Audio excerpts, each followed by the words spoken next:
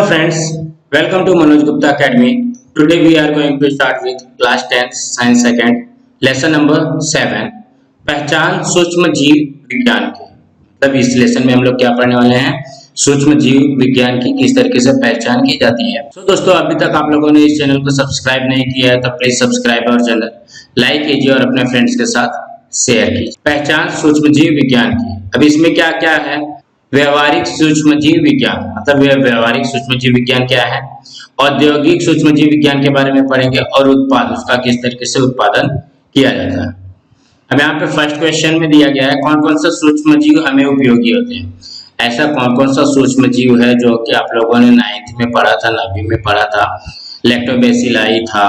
सूक्ष्म जीवों का उपयोग कर कौन कौन सा पदार्थ बनाए जाते हैं, तो ये सारी चीजें अभी हम लोग। सबसे पहले है व्यवहारिक सूक्ष्म जीव विज्ञान, अप्लाइड माइक्रोबायोलॉजी। तो व्यवहारिक सूक्ष्म जीव विज्ञान क्या चीज है, इसके बारे में अभी हम लोग पढ़ते हैं। कुछ आदि केंद्र की और दृश्य केंद्र की सूक्ष्म जीवों से संबंधित प्रकीर्णन, प्रथिन और व्यवहारिक अनुसंधान विज्ञान और आणविक जैव प्रौद्योगिकी, इनका अध्ययन जिस शाखा में किया जाता है उसी को हम क्या कहते हैं, व्यवहारिक सूक्ष्म जीव विज्ञान कहते हैं। मतलब जो आदि केंद्र की है या दृश्य केंद्र की है, ये जो आदि केंद्र की सूक्ष्म जीव है, दृश्य केंद्र की सूक्ष्म जीव है, इनसे संबंधित प्रकीर्णन मतलब क्या हो गया, कीटाणु टाइप में, जीवाणु टाइप में, उनका प्रथिन और व्यवहारिक आनुवंशिक विज्ञान, उनका किस तरीके से अनुवंश बढ़ता है, उनकी प्रजातियां किस तरीके से बढ़ती है, और आणविक जैव प्रौद्योगिकी का, ये चार चीजों का अध्ययन करने को ही हम लोग क्या कहते हैं, व्यवहारिक सूक्ष्म विज्ञान कहा जाता है। इस अध्ययन का उपयोग समाज के लिए किया जाता है। ये जो हम लोग व्यवहारिक सूक्ष्म जीव विज्ञान पढ़ेंगे, इसका उपयोग किस लिए किया जाएगा, समाज के लिए किया जाएगा। और सूक्ष्म जीवों की सहायता से खाद्य पदार्थ, दवाइयां, उत्पाद बड़ी मात्रा में निर्माण की जाती है।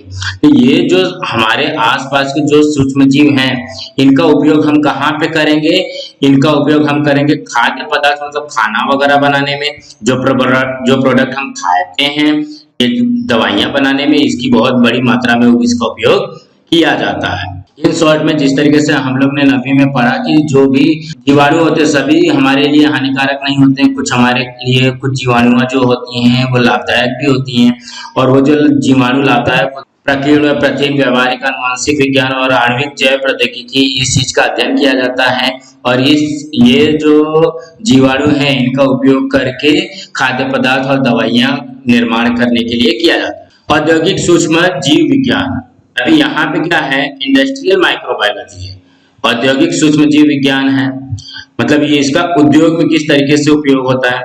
यह सूक्ष्म जीवों के व्यावसायिक उपयोगों से संबंधित विज्ञान की वह शाखा है। ये क्या है, ये सूक्ष्म जीव के व्यवसाय के लिए किस तरीके से हम लोग इसका व्यवसाय कर सकते हैं, जिसमें से हमको आर्थिक, सामाजिक और पर्यावरण की दृष्टि से महत्वपूर्ण प्रक्रियाएं और उत्पादों का समावेश होता है। इसमें क्या होता है, आर्थिक का मतलब क्या होता है, पैसे से संबंधित, सामाजिक का मतलब समाज से संबंधित, और पर्यावरण की दृष्टि से भी इसका उपयोग अच्छी तरीके से किया जाता है। इसके लिए उपयुक्त साबित होने वाली सूक्ष्म जैविक प्रक्रियाएं बड़ी मात्रा में संपन्न की जाती है। इसके लिए क्या किया जाता है, बड़ी मात्रा में इसको संपन्न किया जाता है, पूरा किया जाता है। फिर है औद्योगिक सूक्ष्मजीव विज्ञान के मुख्य पहलू। औद्योगिक सूक्ष्मजीव विज्ञान के मुख्य पहलू क्या क्या है, यहाँ पे देखो, पहले है अ और ब, मतलब यहाँ पे दो चीज दिया गया है। किण्वन क्रिया की सहायता से विभिन्न उत्पादों का निर्माण करना, जैसे कुछ चीजें होती हैं जो कि हम लोग उसको सड़ा करके बनाया जाता है, उसको किण्वन करके बनाया जाता है। उसका उदाहरण है पाव, चीज मतलब हो गया हमारा पनीर, वाइन, रसायनों के लिए लगने वाला कच्चा माल, प्रकीर्णन और खाद्य घटक, उसके अलावा है दवाइयां। ये सारी चीजें जो होती हैं कुछ हद तक बनाया जाता है।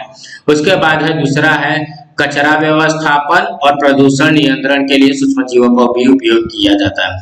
जो भी हमारे घर से कचरा निकलता है या जो सूक्ष्म जीव प्रदूषण होता है उसको भी नियंत्रण करने के लिए सूक्ष्म जीवों का उपयोग होता है।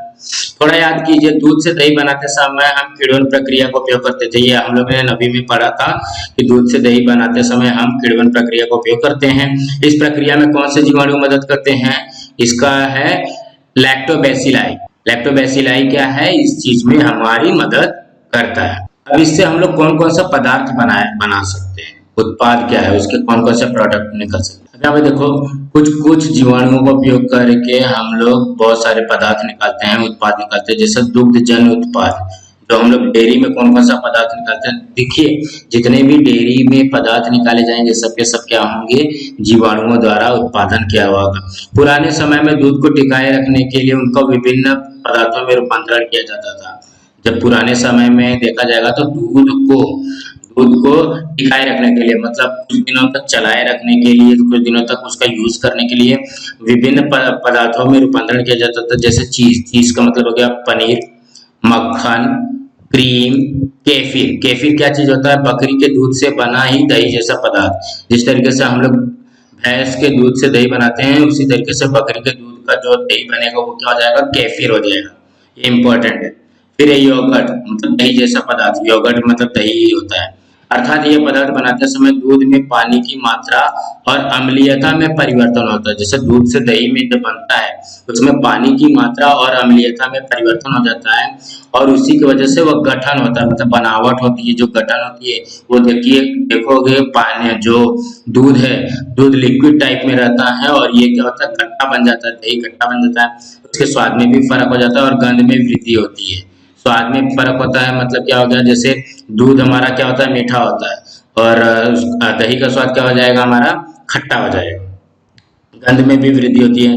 अब यही प्रक्रियाएं बड़े पैमाने पर और अधिक कुशलता पूर्वक करवाई जाती है। अब यही जो प्रक्रिया है दूध से दही बनाने की, ये अब हम लोग बहुत बड़े पैमाने पर करते हैं। अधिकांश दुग्धजन्य उत्पादों के लिए दूध में स्थित जीवाणुओं का ही इस्तेमाल किया जाता है। दूध में केवल चीज के उत्पादन में तंतु कवकों का इस्तेमाल किया जाता है। योगर्ट, मक्खन, क्रीम आदि के लिए की जाने वाली मूलभूत प्रक्रिया समान है। मतलब योगर्ट बनाने के लिए, मक्खन बनाने के लिए, क्रीम बनाने के लिए जो इसकी प्रक्रिया है वो समान है। सबसे पहले दूध का पाश्चरीकरण करके उनमें से अन्य सूक्ष्मजीवों को नष्ट किया जाता है। दूध का पाश्चरीकरण का मतलब क्या हो गया, आप लोगों ने दूध का पाश्चरीकरण भी पढ़ा हुआ है 9वीं में। तो इसमें क्या होता है कि पाश्चराइज्ड किया जाता है और उसमें से सूक्ष्म जीवों को, उनके जो दूध में जो सूक्ष्म जीव है उनको नष्ट कर दिया जाता है। बाद में लैक्टोबैसिलाई जीवाणुओं की सहायता से दूध का किण्वन किया जाता है, और दूध को बोल सकते हैं कि दूध को थोड़ा किण्वन किया जाता है, मतलब दूध में कुछ कीटाणुओं का निर्माण किया जाता है। इस प्रक्रिया में दूध का लैक्टोज शर्करा का रूपांतरण किसमें होता है, लैक्टिक अम्ल में होता है। लैक्टोज जो शर्करा है उस दूध में क्या पाया जाता है, लैक्टोज शर्करा पाया जाता है, और दूध का जब दही बन जाता है तो क्या बनता है, हमारा लैक्टिक अम्ल बनता है, लैक्टिक एसिड बनता है। लैक्टिक अम्ल के कारण दूध में स्थित प्रोटीन का स्कंदन होकर के स्वाद और गंध वाले यौगिक बनते हैं। लैक्टिक अम्ल किसमें पाया जाएगा, दही में, और दही में जो प्रोटीन है तो प्रोटीन का स्कंदन होता है, कोगुलेशन होता है, और उसी की वजह से उसका स्वाद और गंध बदल जाता है। उदाहरण डाई एसिटिल में मक्खन का स्वाद आता है। जो डाई एसिटिल होता है उसमें मक्खन का टेस्ट हमको मिलता है। अब है योगर्ट का उत्पादन। योगर्ट को हम लोग दही भी बोल सकते हैं। तो ये जो योगर्ट से खट्टे स्वाद वाला उत्पाद होता है, मतलब इसका स्वाद होता है और खट्टा होता है। उनका औद्योगिक उत्पाद करते समय दूध में प्रोटीनों के लिए दूध का पाउडर मिलाया जाता है। ये इसके दूध में क्या मिलाया जाता है, दूध का पाउडर मिलाया जाता है। दूध को गर्म करके गुनगुना किया जाता है, मतलब जब योगर्ट बनाते हैं तो दूध को गर्म करके गुनगुना बनाया जाता है। उसमें स्ट्रेप्टोकाकस, थर्माफिलिस और लैक्टोबैसिलस डेलब्रूकी, ये जो जीवाणु है एक एक अनुपात में, मतलब बराबर अनुपात में इसको मिश्रण में मिलाया जाता है। स्ट्रेप्टोकाकस के कारण लैक्टिक अम्ल बन करके प्रोटीनों का जेल बनता है। इसका क्या बनेगा, प्रोटीन का जेल बनेगा। दही को गाढ़ापन प्राप्त होता है। दही को क्या प्राप्त होगा, दही मतलब गाढ़ा बन जाएगा। लैक्टोबैसिलस के कारण एसिटाल्डिहाइड जैसे यौगिक बनते हैं। दही को एक विशिष्ट स्वाद प्राप्त होता है। आजकल योगर्ट में फलों का रस आदि मिलाकर के अलग अलग स्वाद निर्माण किए जाते हैं। जो मतलब हमारा जो दही है, दही को ही अगर हम योगर्ट बोले तो योगर्ट में भी बहुत सारे फलों का रस भी मिला करके दिया जाता है, जैसे स्ट्रॉबेरी योगर्ट या बनाना योगर्ट। मतलब ये योगर्ट में स्ट्रॉबेरी का भी फ्लेवर आएगा, स्वाद आएगा, और बनाना का भी फ्लेवर आएगा, स्वाद आएगा। योगर्ट का पाश्चरीकरण करके उसे लंबे समय तक टिका कर रह सकते हैं, और उसमें प्रोबायोटिक गुणधर्म भी बढ़ाते हैं। और ये क्या होता है, उसका प्रोबायोटिक गुणधर्म भी बढ़ा जाता है। अमूल बटर वगैरह आप लोगों ने देखा होगा। इससे स्वीट क्रीम और कल्चर्ड ऐसे दो प्रकार की बड़ी मात्रा में प्राप्त किए जाते हैं। इसमें क्या प्राप्त किया जाता है? स्वीट क्रीम या कल्चर्ड, जिनमें से कल्चर्ड इस प्रकार के उत्पादन में सूक्ष्म जीवों का सहभाग होता है। जो कल्चर्ड होता है उसमें सूक्ष्म जीव का सहभाग होता है, बिगर सूक्ष्म जीव का ये हमारा बटर मक्खन नहीं बन सकता। फिर पनीर का निर्माण। अब हम लोग चीज प्रोडक्शन कैसे करते हैं, पनीर का किस तरीके से निर्माण करते हैं। तो पनीर आप लोगों ने देखा होगा, दुनिया भर में बड़ी मात्रा में उपलब्ध गाय के दूध का इस्तेमाल कर पनीर बनाया जाता है। मतलब गाय के दूध से क्या बनाया जाता है? पनीर बनाया जाता है। सबसे पहले दूध का रासायनिक और सूक्ष्म जैविक परीक्षण होता है। इसमें सबसे पहले उसके केमिकल का परीक्षण किया जाएगा और सूक्ष्म जैविक परीक्षण किया जाएगा। दूध में लैक्टोबैसिलस लैक्टिस, लैक्टोबैसिलस क्रीमासिस, स्ट्रेप्टोकोकस थर्मोफिलिस ये सूक्ष्म जीव तथा रंग मिलाए जाते हैं। ये जो तीन सूक्ष्म जीव हैं, जीवाणु हैं और उसके रंग मिलाए जाते हैं, जिससे दूध में खट्टापन आता है। और ये तीनों चीज मिलाने से क्या होगा? इसमें खट्टापन आएगा। उसके बाद दही में स्थित पानी निकालने के लिए उसे और गाढ़ा होना आवश्यक होता है। इसके बाद क्या करते हैं? जो दही में जो भी पानी रहता है, दूध में ज्यादा पानी होता है, दही में कम पानी होता है। जब दही में से जो स्थित पानी होगी उसको निकालने के लिए उसे और गाढ़ा होना आवश्यक होता है। इसके लिए जानवरों के अन्न नलिका से प्राप्त रेनेट प्रकीर्णव पहले ही से उपयोग में लाया जाता है।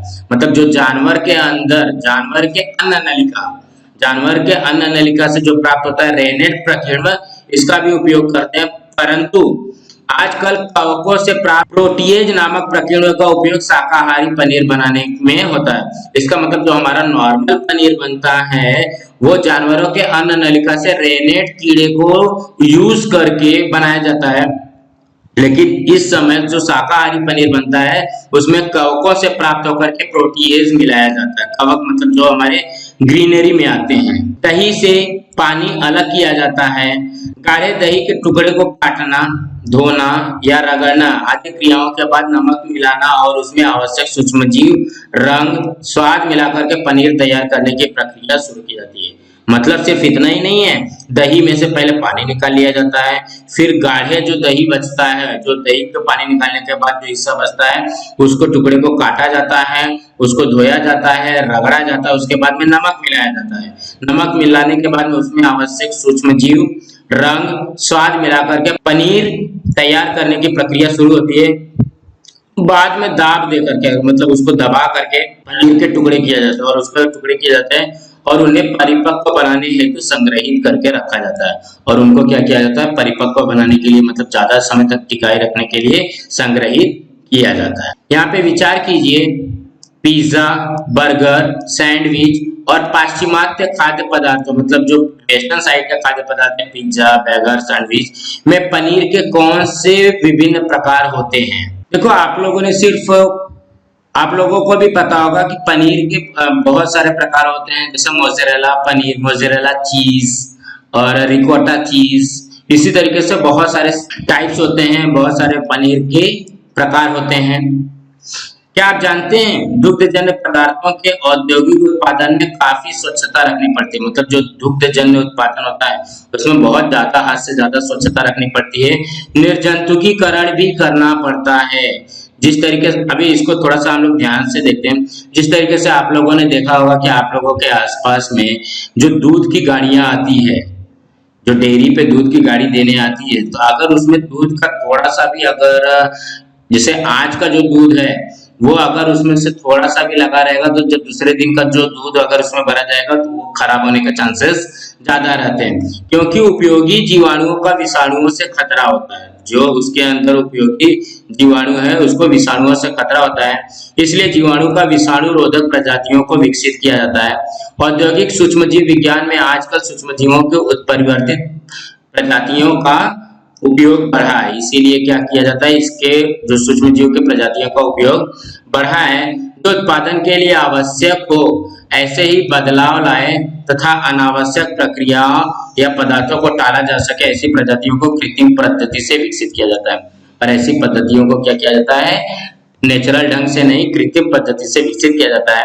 यहाँ पे देखो कॉटेज, क्रीम, मोज़रेला, ये पनीर के प्रकार नरम होते हैं, मतलब ये नरम होते हैं। मतलब ये पनीर जो है नरम होते हैं, कॉटेज क्रीम और मोज़रेला, तथा वे बिल्कुल ताजे और उसी समय बनाए हुए पनीर होते हैं। ये क्या होता है, उसी समय का बनाया हुआ पनीर रहता है, मतलब ताजा पनीर रहता है।